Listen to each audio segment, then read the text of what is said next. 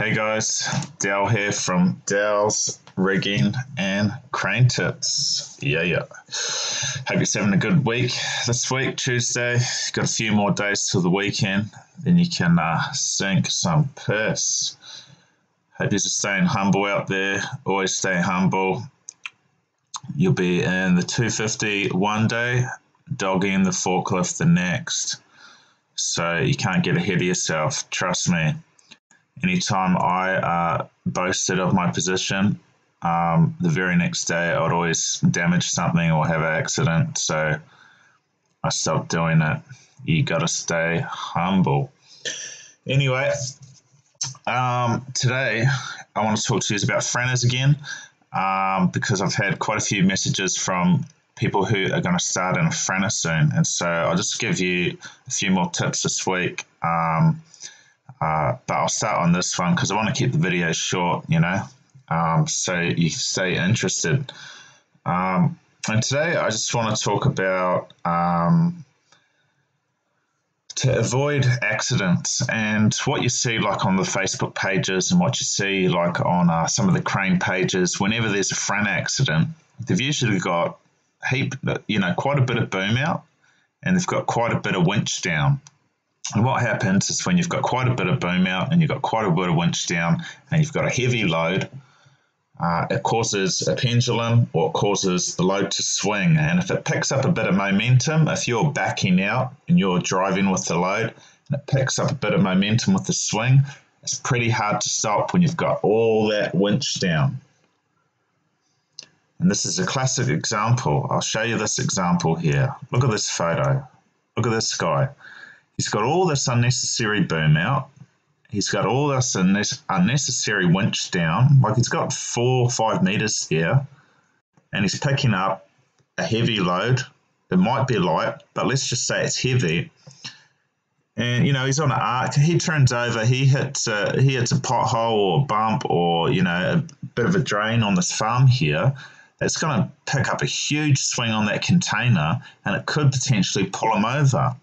I mean, if I was this guy, I'd have my boom all the way just above my hook there. That's all you need. He's got far too much boom out. And you see this on the ground. You see this on the Facebook pages and the crane's over sideways and they got this much boom out and they got all this winch down and they're carrying a tilt panel or something. So it's just, don't do this, all right? Another example, big concrete, big concrete barricade here. I don't know if they're loading it onto the truck or not, but I mean, he could have the top of his boom right here above the hook here, I mean, if he goes over a bump here, that could swing, he's got 2-3 meters down, it's not, you can't really catch that. And if you're going that high off the ground, you won't be able to winch down to save yourself. You know what I mean? There's no winching down there. You'll be over Red Rover. So that's another one there. Now I'll show you what it should be looking like. Look at old mate here. Look, he's got his hook block just below his 2 block. He's only got the necessary boom out that he needs to put the steel beam up here. And it looks good. That's what it should look like. The hook just underneath the 2 block and only the necessary boom out. That's what it should look like. Look at old mate here.